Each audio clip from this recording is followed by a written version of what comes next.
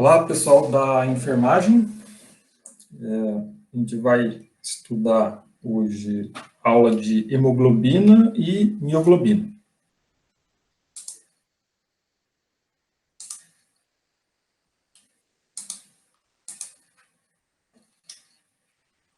Então, estou colocando aqui o slide. Então, a hemoglobina, ela é, tanto a hemoglobina como a mioglobina, ela é uma proteína de transporte de oxigênio. O que ela faz? Ela pega o oxigênio, é uma proteína, né? Proteína é uma macromolécula formada por aminoácidos, e esses aminoácidos estão ligados entre si através de ligações peptídicas. E o que a hemoglobina e a mioglobina faz? Ela pega o oxigênio lá no pulmão, porque quando a gente tem a respiração, a inspiração, a gente tem alta concentração de oxigênio, né? Então a hemoglobina pega o oxigênio lá no pulmão e pela corrente sanguínea leva o oxigênio até os tecidos, onde estão fazendo uma atividade física, como, por exemplo, correr, por exemplo, atividade muscular ali nas pernas, né? Então, a hemoglobina vai lá e libera o oxigênio, onde está precisando, onde está tendo a respiração celular. Uma outra função da hemoglobina também é o tamponamento do plasma, ou seja, manter o pH do sangue ali próximo do 7,4. Que o pH do sangue ele pode sofrer uma pequena variação, né? Então tem ali o sistema carbonato, bicarbonato, que mantém ali o pH do sangue constante, e a hemoglobina ela ajuda a manter esse pH constante também, além do transporte de oxigênio. A hemoglobina dos seres humanos adultos é chamada de HbA. Então, a hemoglobina A. Se olhar a hemoglobina de fetos, né, então é chamada de HbF. Se tiver hemoglobina que tem anemia falciforme, é HbS. Então, a gente vai trabalhar aqui, né, nesse estudo, a hemoglobina A, né, dos humanos adultos. Então, a hemoglobina, ela é uma proteína polimérica ou oligomérica, né, formada por 4 subunidades. Então, ela tem estrutura quaternária lá, quando a gente estudou na aula passada. Então, a estrutura quaternária é quando você tem duas ou mais subunidades. Então, a hemoglobina tem 4 subunidades. Duas chamadas de alfa, que tem 141 aminoácidos, e duas betas, que tem 146 aminoácidos. Então, a gente tem aqui as duas alfas e duas betas, e elas estão unidas entre si. Só se você passar por alguma substância para desnaturar a proteína, nesse caso aqui, na figura está a ureia, alta concentração de sal você desnatura, né? Você rompe ali essas subunidades, né? E aí você separa essas subunidades, nessa figura aqui está separada em a união de 4 subunidades, aqui está, separou em 2 subunidades, né? Cada dessas subunidades tem a beta 1, alfa 1, a beta 2 e alfa 2. E a mioglobina, ela, diferentemente da hemoglobina, ela não tem estrutura quaternária. Ela só tem uma unidade. Então, tem estrutura primária, secundária e terciária. Então, a hemoglobina tem 4 subunidades e a mioglobina só tem uma subunidade. Tanto a hemoglobina como a mioglobina tem um grupo prostético, chamado de grupo M, que nessa figura aqui da mioglobina está marcada aqui, ó. Nessa figura aqui não está muito claro, mas eu vou mostrar nas outras ali, que cada subunidade da hemoglobina tem um grupo prostético do tipo M, grupo M. E nesse grupo prostético tem um íon ferro, ferro 2+, que é chamado de ferroso, que é onde o oxigênio se liga, lá no pulmão. Então, uma molécula de hemoglobina, que tem 4 subunidades, 4 grupo M's, 4 ferros. Então, uma hemoglobina transporta 4 moléculas de oxigênio. Já a mioglobina só tem uma subunidade, só tem um grupo M, então só transporta um oxigênio. Então, se a gente olhar em termos se a gente olhar em termos de eficiência de transporte, né, por molécula, a hemoglobina, uma molécula de hemoglobina transporta 4 oxigênio. E a mioglobina, uma molécula de mioglobina transporta apenas um oxigênio. Então, essa eficiência por molécula, a hemoglobina é mais eficiente. Passar o slide aqui. Então, o mecanismo de ligação do oxigênio à hemoglobina. Como eu falei no slide anterior, cada subunidade da hemoglobina tem um grupo prostético, né, chamado de grupo M. Que esse grupo M, ele tem um ferro 2+, também chamado de íon ferroso, que é onde liga o oxigênio. Então, o oxigênio liga-se a esse íon ferro 2+, de forma reversível. Por que é reversível? Porque quando chega lá nos pulmões, tem alta pressão de oxigênio.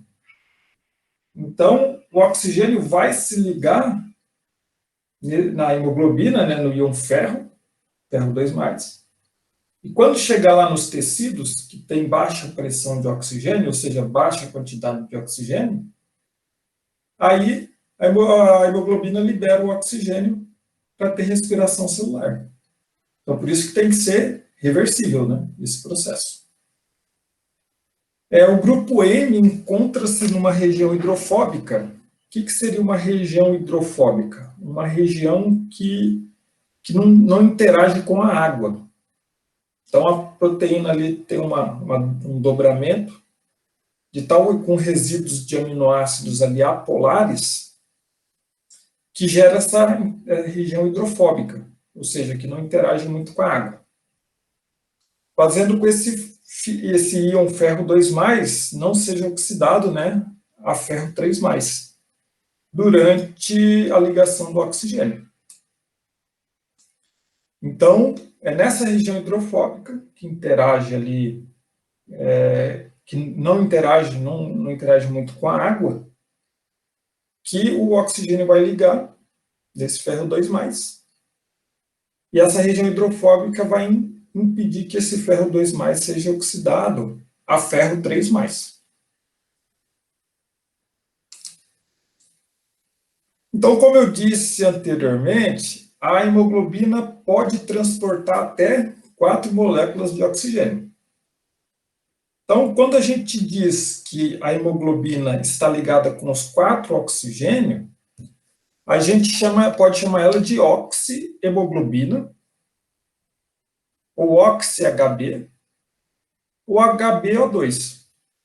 É só um sistema de representação, de identificar que a hemoglobina está ligada ao oxigênio.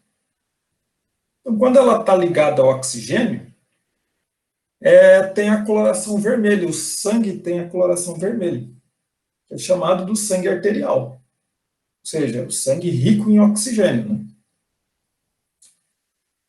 Agora, quando o oxigênio, né, foi lá para os tecidos, liberou o oxigênio lá para os tecidos fazerem a respiração celular, então a hemoglobina está sem oxigênio, porque ela está voltando lá para o pulmão, para ser oxigenada novamente. Então, quando ela não está ligada com oxigênio, ela é chamada de desoxihemoglobina, ou desoxi-HB, ou simplesmente HB. E o sangue, quando ele é pobre em oxigênio, ele tem uma coloração que tende a ser azul, que é chamado de sangue venoso. Sangue venoso é aquele sangue pobre em oxigênio. Então, esse sangue venoso é aquele que está voltando ali para o pulmão, né? Para receber novas moléculas de oxigênio, né, da respiração, para ele voltar a ser sangue arterial. Agora a gente tem essa figura aqui, esse gráfico, ele funciona aqui, ó. O eixo Y é a saturação com oxigênio, em porcentagem. Pode ser aqui da hemoglobina ou da mioglobina. E o eixo X é a pressão parcial de oxigênio, que é representada em milímetros de mercúrio. É uma unidade de pressão. Então, associa, quando maior a pressão, seria maior a quantidade de oxigênio.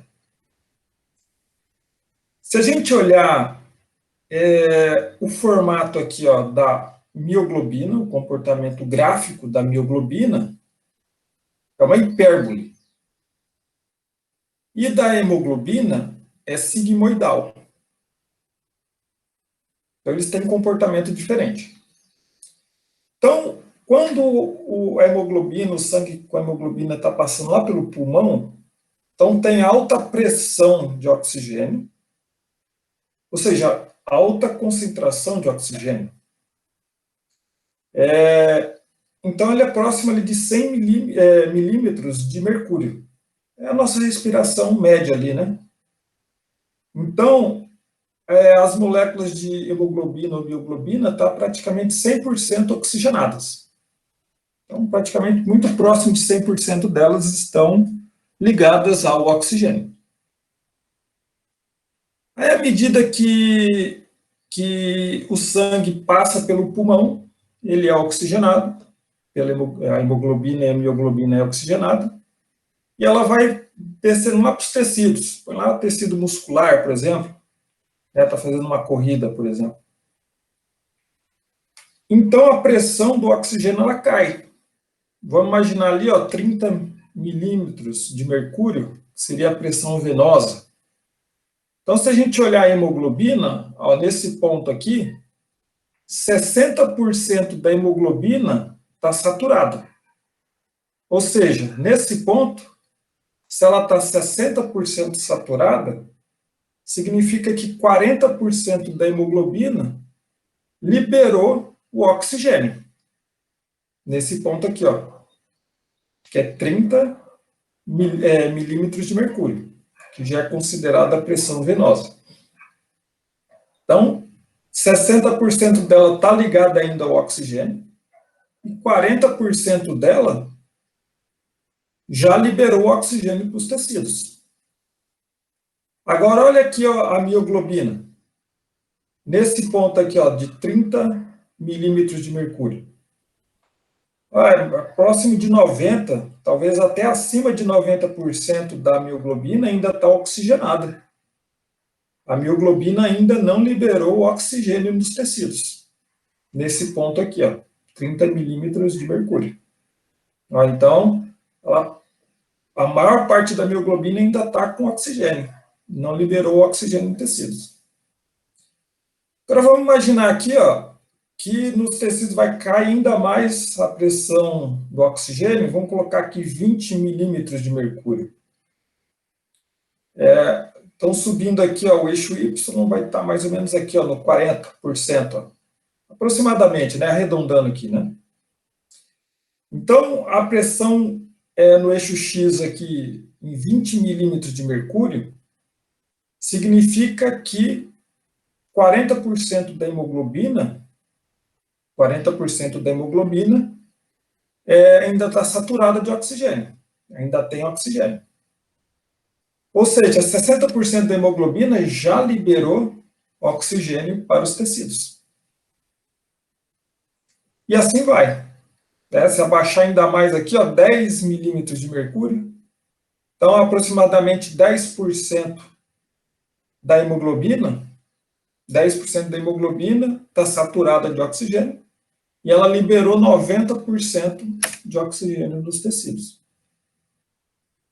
Agora, qual que é a vantagem da mioglobina? A mioglobina, ela é uma proteína, né, de transporte de oxigênio. Qual que é a principal função dela?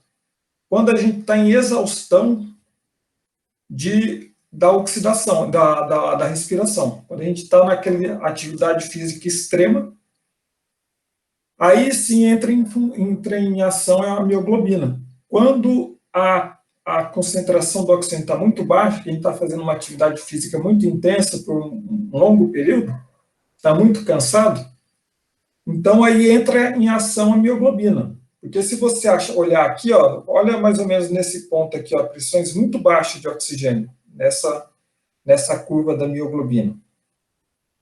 Ó, se você pegar aqui, ó, nessa pressão muito próxima a zero, ela libera o oxigênio, ó, nesse ponto, vamos pegar esse ponto aqui em cima, ó, nesse ponto aqui, 40%, 40% da mioglobina ainda está saturada, e 60% da mioglobina já liberou oxigênio. Então, a mioglobina, ela começa a liberar o oxigênio a pressões, né, menores que a pressão venosa. Ou seja, quando o tecido já está com baixa concentração do oxigênio, e ele já está em exaustão em grandes quantidades de atividade física, aí a mioglobina entra em ação na oxigenação celular. Então, a pressões mais baixas de oxigênio, aí sim que ela começa a liberar o oxigênio. Se a gente pegar 40 aqui, ó, nesse ponto aqui, ó, pressão bem baixa. Olha aqui a pressão aqui, ó, tendendo a zero, ó, bem baixinha. Então, nesse ponto, 40% da mioglobina está oxigenada. E 60% da mioglobina já liberou o oxigênio. Então, a hemoglobina, ela é mais vantajosa porque ela transporta 4 oxigênio por molécula. Então, é mais eficiente, né, em termos de o número de oxigênio transportado por molécula. E a mioglobina só transporta 1 oxigênio por molécula. Mas a hemoglobina, ela já começa a liberar o oxigênio a pressões de parcial de oxigênio mais baixos. Ó, antes da pressão venosa, a hemoglobina já começa a liberar o oxigênio, fazer a oxigenação. Já a mioglobina não. A mioglobina praticamente começa a oxigenar as células quando a pressão está muito baixa, né? Muito mais baixa do que a pressão venosa, que é próximo de 30 milímetros de mercúrio. Aí sim, a mioglobina começa a oxigenação. Ou seja, a mioglobina ela é mais utilizada na oxigenação celular quando a gente está em atividade física intensa, né, por um longo período. Aí a mioglobina atua na oxigenação celular.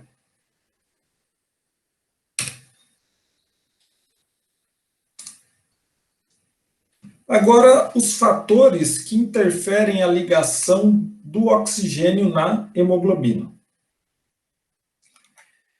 Então, a hemácias, né, são células, né, que estão no nosso sangue, ela contém um composto que diminui a afinidade da hemoglobina por oxigênio. Esse composto um deles, né, que a gente vai estudar hoje, é o 2,3-bifosfoglicerato, que é o BPG. Esse bifosfoglicerato,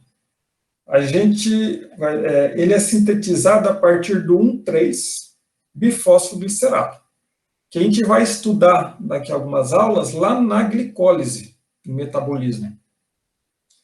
1,3-bifosfoglicerato é um dos intermediários da glicólise. que é a oxidação da glicose, a obtenção de energia.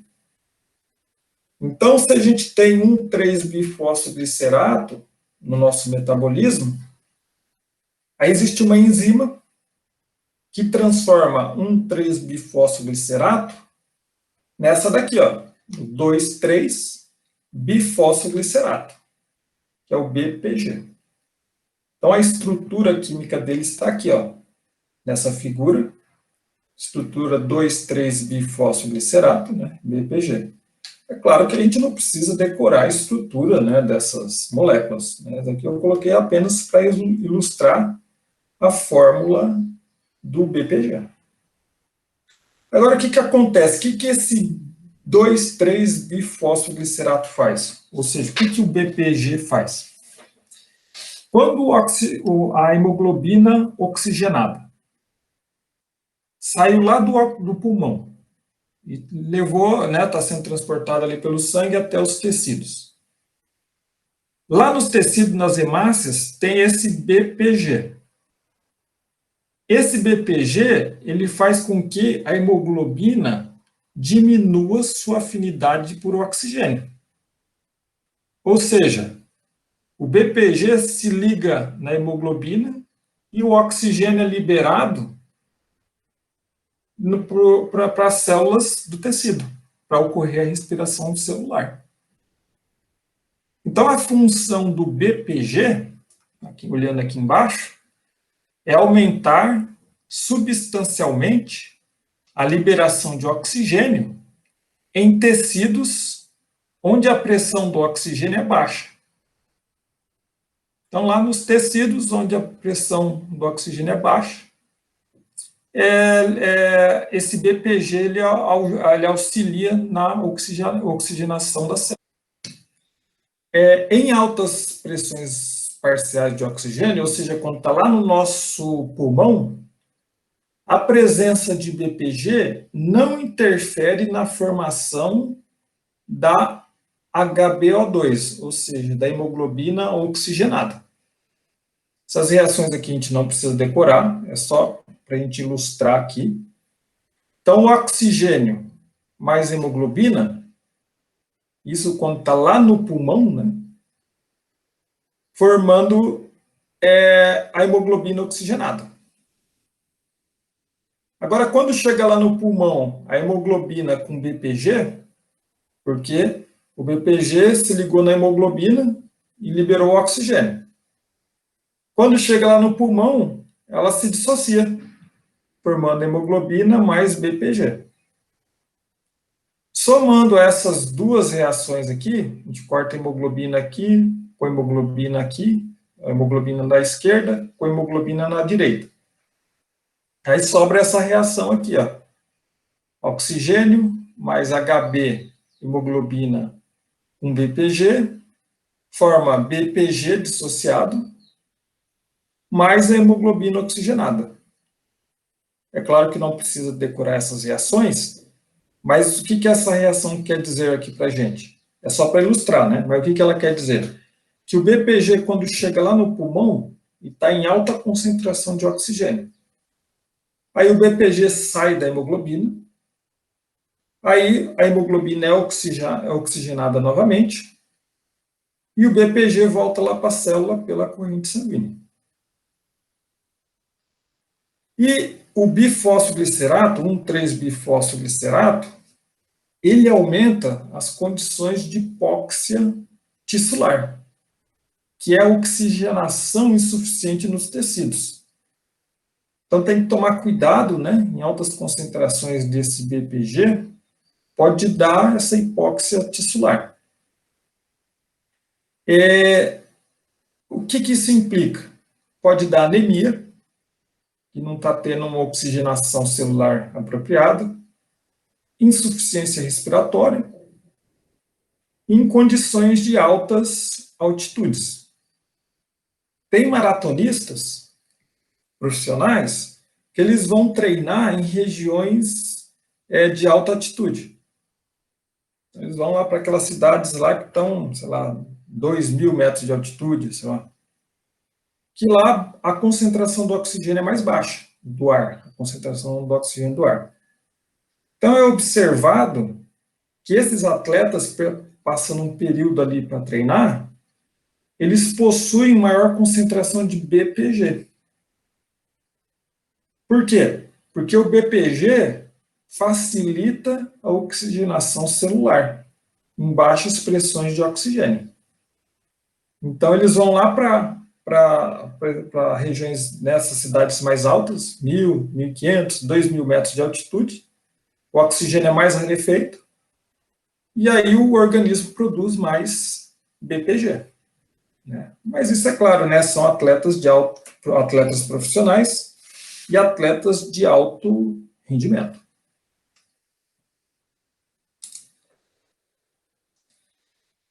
O aumento da temperatura favorece a diminuição da saturação da hemoglobina por oxigênio.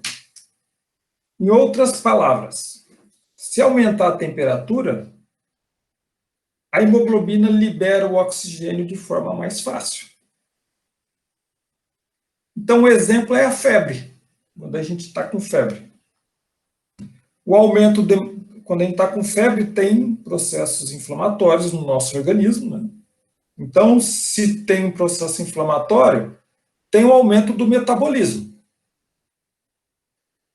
Ou seja, o aumento do oxigênio tem que ser disponibilizado também. Tem que ser o aumento do consumo do oxigênio. Então, a gente tem aqui 3 curvas, né, da saturação com oxigênio, da hemoglobina oxigenada. Eixo Y aqui seria a porcentagem da hemoglobina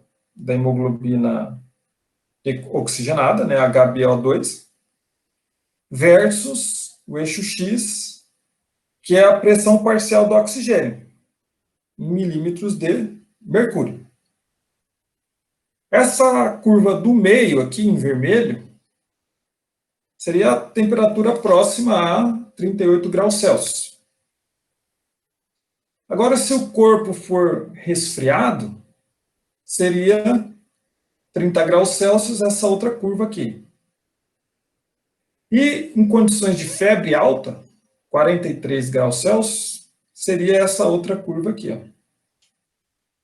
Então, se a gente olhar, aqui na pressão de oxigênio de 40 milímetros de mercúrio. Ó, então, se a gente tiver aqui a 30 graus Celsius, 80% da hemoglobina vai estar ligada com oxigênio e apenas 20% vai ser liberada para as células.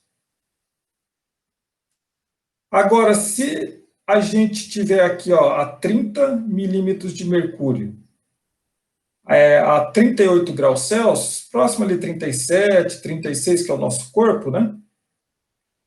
Próximo de 60% da hemoglobina, aproximadamente, vai estar oxigenada e 40% da hemoglobina vai liberar o oxigênio para as células. Ou seja, aumentou a oxigenação celular, né, de 30 graus Celsius para 38 graus Celsius. Agora, quando está em febre alta, 43 graus Celsius, a gente olhar aqui a pressão baixa aqui de 30 milímetros de mercúrio de oxigênio, 40% da hemoglobina vai estar oxigenada. Ou seja, 60% da hemoglobina vai estar da forma desoxigenada, ou seja, vai ter liberado, 60% da hemoglobina vai estar liberado o oxigênio para os tecidos. Então, esse gráfico aqui mostra para a gente que quanto maior a temperatura, né, no caso de uma febre, vai ter um aumento do metabolismo, provavelmente tem um processo inflamatório ali no organismo, e aumenta o consumo do oxigênio. E a hemoglobina, então, o que ela vai fazer? Ela vai liberar mais oxigênio para suprir esse aumento do metabolismo. Tá? Então, se a gente pegar aqui né, traçar como referência 30 milímetros de mercúrio, a gente pode observar essa diferença, né, da oxigenação. Então, a gente já está terminando a nossa aula de hoje. O efeito Bohr. Então, a ligação, o que seria esse efeito Bohr? A ligação do oxigênio à hemoglobina depende do pH. É chamado de efeito Bohr. O pH é a acidez. Então, para cada valor de pressão parcial de oxigênio, o valor da afinidade da hemoglobina pelo oxigênio varia de acordo com o pH. Então, vamos lembrar ali, ó, quanto menor o pH, maior vai ser a concentração, ou seja, a quantidade de íons H+. E esses íons H+, ligam-se de forma preferencial à hemoglobina. Assim como o bifosfoglicerato, 2,3-bifosfoglicerato, como a gente viu nos slides anteriores. Então, funciona o seguinte. Quando está lá no pulmão, tem um pH, o pH fisiológico do ser humano é próximo ali do 7,4. Mas é claro que tem pequenas variações, né, dependendo do órgão. Se olhar próximo ali nos pulmões, o pH ele é 7,6, próximo de 7,6. Então, a hemoglobina tem alta concentração de oxigênio, e a hemoglobina vai passar por um processo de oxigenação. Agora, à medida que ela vai lá para os tecidos, principalmente tecidos musculares, está tendo ali a respiração celular.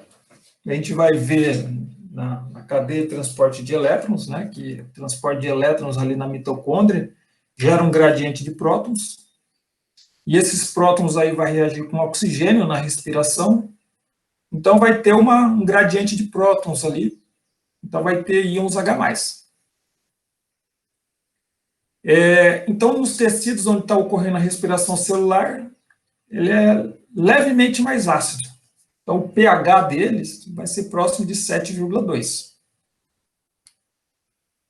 O que acontece com esses íons H+? Então, quando a hemoglobina chega, oxigenada, né, chega lá nos tecidos, esses tecidos estão mais ácidos, porque está tendo ali o metabolismo, né, para obtenção de energia e respiração celular. Então, vai ter uma maior concentração de íons H+. Por quê? O pH vai estar um pH levemente menor. Então, esses íons H+, eles se ligam à hemoglobina de forma preferencial que a molécula de oxigênio. Então, chegou nos tecidos, a hemoglobina libera o oxigênio e o íon H+, naquela região ácida, vai se ligar na hemoglobina. E a hemoglobina vai voltar onde? Lá para os pulmões, para ser novamente oxigenada. Então, se a gente olhar aqui, ó, nesse gráfico, nós temos saturação com oxigênio, né, da hemoglobina oxigenada, 100% de hemoglobina, 0% de hemoglobina no eixo Y, e no eixo X, nós temos 0% e 100%, 0 e 100 milímetros de mercúrio, que é a pressão parcial de oxigênio, em milímetros de mercúrio. Quanto maior a pressão parcial de oxigênio, seria a maior concentração de oxigênio. Então, nós temos 3 curvas aqui, no formato de sigmoide. Uma no pH 7,6, outra no pH 7,4, outra no pH 7,2. E aqui, ó, quando a concentração do oxigênio é alta, a saturação do oxigênio é praticamente a mesma, né, muito próxima para as três curvas.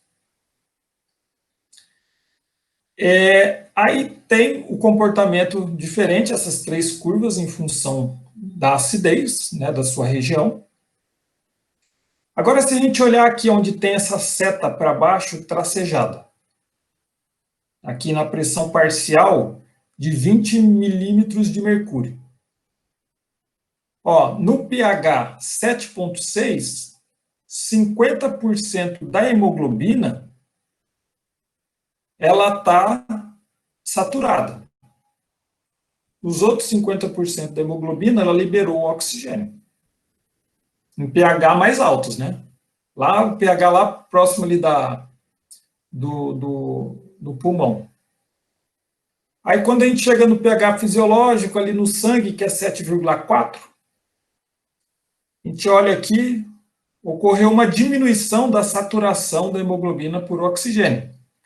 Caiu aqui, sei lá, para 35%. Estou arredondando aqui, tá?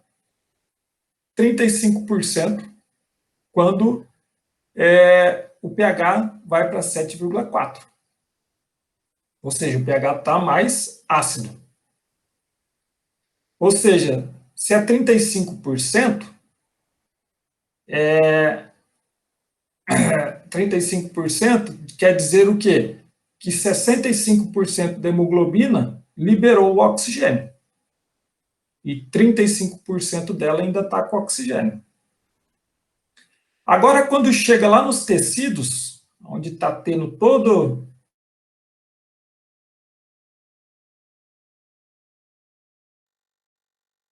respiração celular para obtenção de energia, o pH está mais ácido, 7,2. Então, se a gente olhar aqui, estou arredondando aqui para 20%, né? 20%, né, no pH 7,2, 20% quer dizer o quê? Que 20% da hemoglobina está oxigenada. E 80% da hemoglobina liberou o oxigênio para as células. Então, o que a gente pode dizer aqui?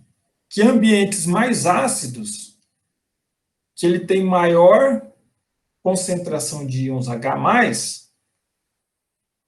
esses íons H+, se ligam na hemoglobina de forma preferencial, e a hemoglobina libera o oxigênio para o tecido, para as células. Então, é isso que quer dizer o efeito Bohr. Então, se você está lá nos tecidos, está tendo metabolismo, se for tecido, né, está numa atividade física, se for um tecido muscular, atividade física intensa, precisa de energia, está tendo metabolismo para produzir ATP, está tendo respiração celular e está liberando íons H+. Então, é normal de estar aquela região levemente mais ácida. Então, como ela está levemente mais ácida, quando chega a hemoglobina com oxigênio ali, os íons H+, se ligam à hemoglobina, e a hemoglobina libera o oxigênio para o tecido. E a hemoglobina com íon H+, que é chamada de hemoglobina protonada, pela corrente sanguínea volta lá para o pulmão, para ser novamente oxigenada. Então, vamos analisar essas informações aqui dessa tabela aqui. É claro que não precisa decorar reações. Essas reações aqui é apenas para exemplificar, tá? Então, ó, quando a pressão parcial do oxigênio e o pH são mais baixos, ou seja, pHs mais ácidos, e a pressão parcial do oxigênio é mais baixa, lá nos tecidos. Então, a hemoglobina com oxigênio, ela é liberada hemoglobina mais oxigênio. Como a hemoglobina tem maior afinidade por íons H+ do que o oxigênio, e isso em baixas pressões de oxigênio, forma a hemoglobina protonada, porque íon H+ é a mesma coisa que um próton. Tá? é chamado de hemoglobina protonada, ou HB. Aí, somando essas duas reações aqui, a gente pode cortar ó, hemoglobina do lado esquerdo com hemoglobina do lado direito.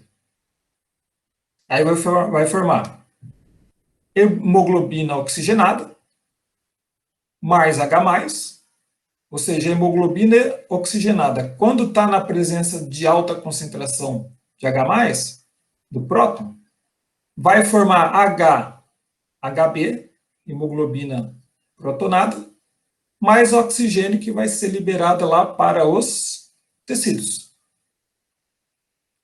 Agora, em situações de das pressões parciais do oxigênio e pHs mais altos, por exemplo, lá nos pulmões. Então, a hemoglobina protonada que saiu lá dos tecidos, né, em atividade física intensa, foi pela corrente sanguínea lá para os pulmões. Lá nos pulmões tem alta pressão de oxigênio. Então, forma a hemoglobina protonada oxigenada. Essa hemoglobina protonada oxigenada, ela libera íons H+, e forma novamente a hemoglobina oxigenada. Então, somando essas duas reações, a gente corta aqui ó, a hemoglobina oxigenada protonada com a hemoglobina oxigenada protonada. Somando essas duas reações, forma H, hemoglobina protonada, mais oxigênio, que forma a hemoglobina oxigenada, mais íons H+. Então, novamente, não precisamos decorar essas reações, tá? Isso daí é só para exemplificar o efeito Bohr. Então, em resumo, o efeito Bohr seria o seguinte, que, né, um resumo geral. Lá no pulmão, o pH é mais alto e tem alta pressão de oxigênio. Então, a hemoglobina ela é oxigenada. Vai pela corrente sanguínea até chegar lá nos tecidos. Vamos imaginar que a pessoa está fazendo atividade física intensa já, né? Então precisa de ATP, de energia. O metabolismo está intenso ali, porque precisa produzir ATP. E para produzir ATP tem a cadeia de transporte de elétrons, que a gente já vai estudar isso aí mais para frente. Vai ter o bombeamento de prótons para formar o gradiente de prótons. Então, é normal de ter uma região mais ácida, né, nos tecidos. Se ela é uma região mais ácida, ela vai ter menor pH, ou seja, uma maior concentração de íons H+. Então, esse íon H+, ele se liga à hemoglobina de forma mais intensa, com maior afinidade do que o oxigênio.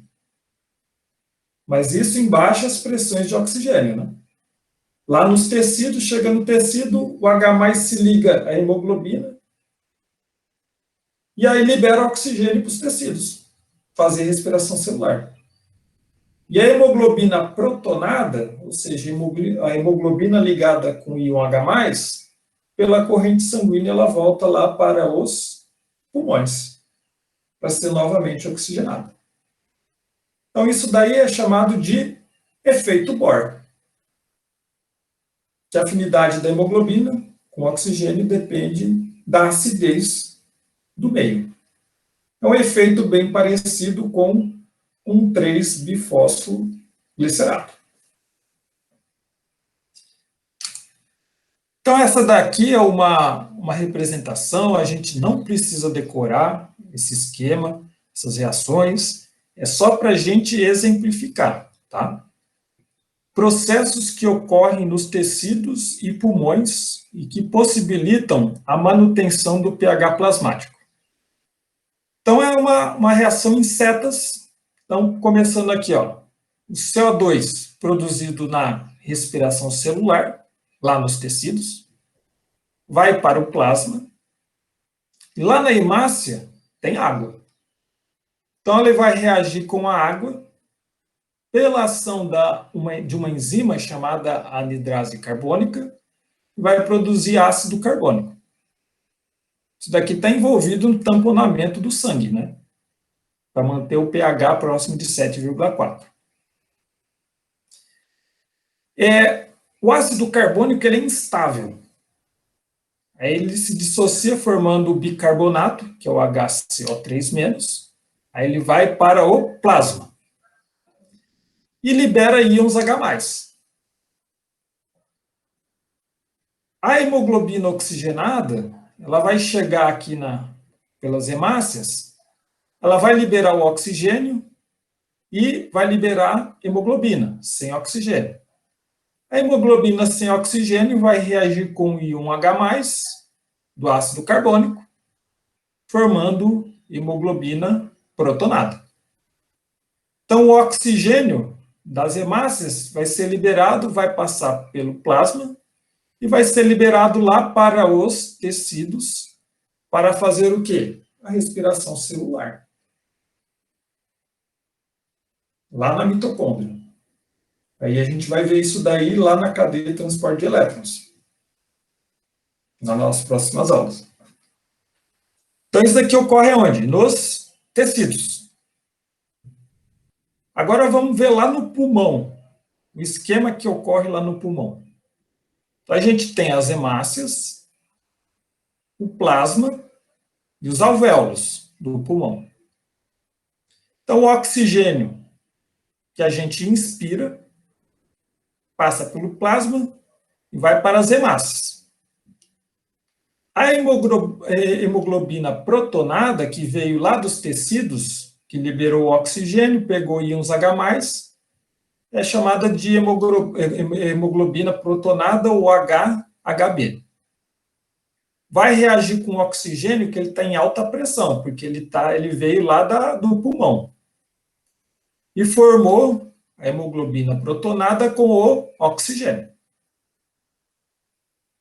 Como ela está protonada, ela vai ser desprotonada e vai formar hemoglobina oxigenada. Só que teve aqui, ó, o bicarbonato do plasma, lá do esquema anterior, bicarbonato.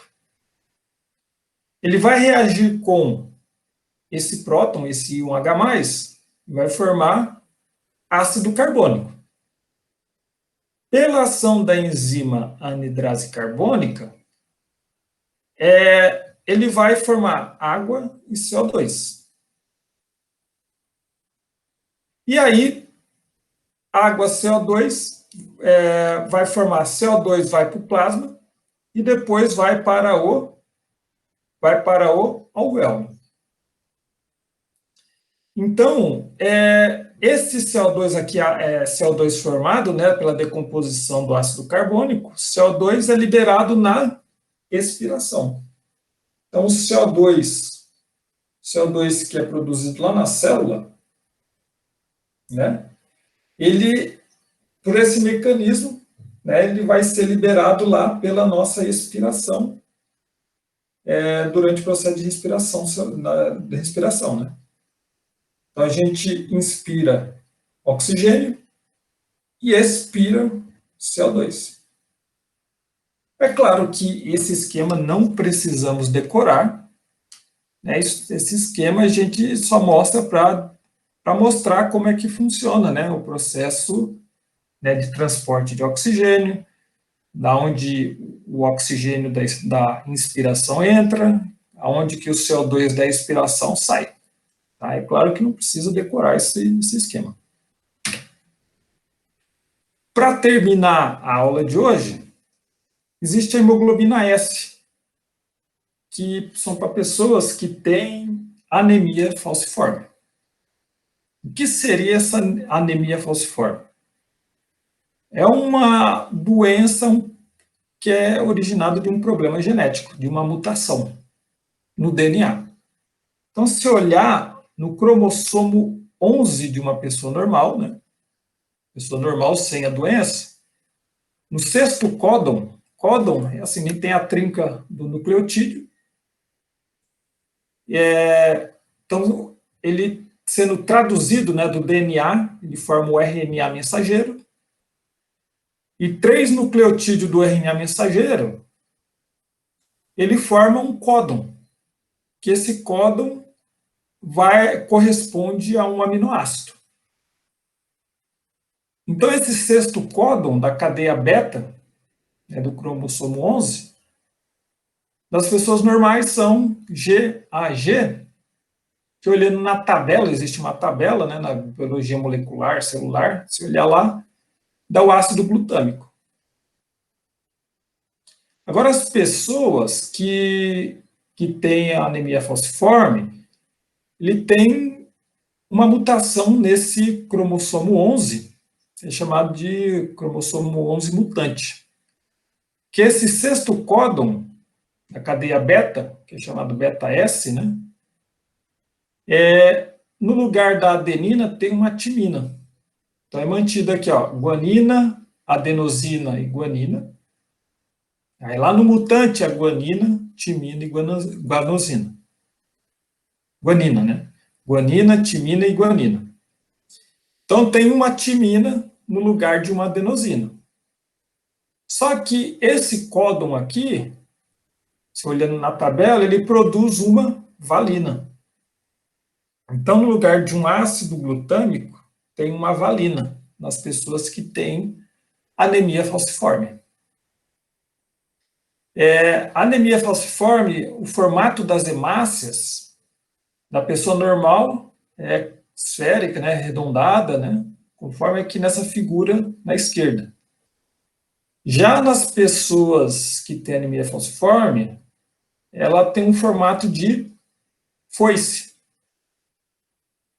Então, muitas vezes a pessoa que tem anemia falciforme, essas foices, ela pode atrapalhar na circulação sanguínea da pessoa, e a pessoa sente dores, mal-estar, muitas vezes tem que passar por transfusão de sangue, né, tomar medicamento.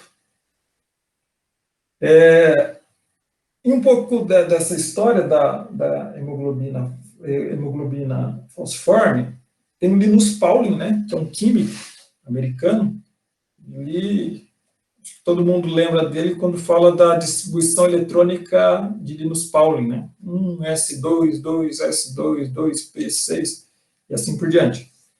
Então, ele também atua em vários campos da medicina, esse cara. E ele era defensor da vitamina C como antioxidante, né? Morreu com 93 anos, ele. Então, em 1949, ele publicou um artigo e demonstrou que havia uma diferença da migração eletroforética, que é uma análise, né, proteica, de proteína. Então, ele viu que tinha uma migração, eletroforese é uma cuba, né, na qual é colocada a proteína e ela migra em função de um campo elétrico. Então, ele observou aqui uma diferença da migração eletroforética da hemoglobina de pacientes com anemia falciforme, quando em comparação com a hemoglobina de indivíduos normais. Então, ele pegou a hemoglobina de indivíduos normais e de indivíduos que tinham anemia falciforme.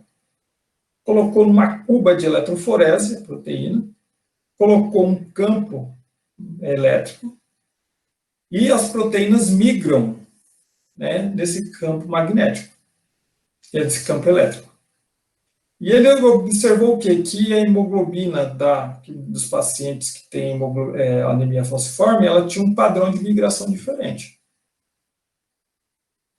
Então, posteriormente, coube a Ingram, em 1956, né, 7 anos depois, elucidar a natureza bioquímica dessa doença, quando, através de um processo de fingerprint, né, que é uma eletroforese bidimensional, é uma eletroforese que eles fazem primeiro de um sentido, aí tem uma migração, né, de um sentido, aí depois eles invertem e fazem no 2D, né, bidimensional, né, associada à cromatografia. Então ele fracionou a hemoglobina e estudou seus peptídeos. Então, ficou caracterizado que a anemia falciforme era ocasionada pela substituição, ou seja, a mutação, de um ácido glutâmico por uma valina, como a gente viu ali no esquema de cima, na cadeia beta da hemoglobina, dando origem ao conceito da doença molecular.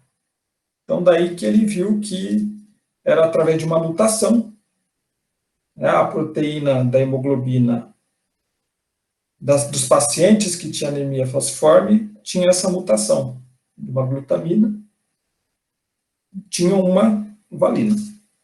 É dessa forma que foi diagnosticado via molecular essa doença. Bom, o que eu tinha para falar para vocês era isso. Tem a lista de exercício 4, que está no SIGA. Espero que tenham entendido. Então, até a próxima aula. Abraço a todos.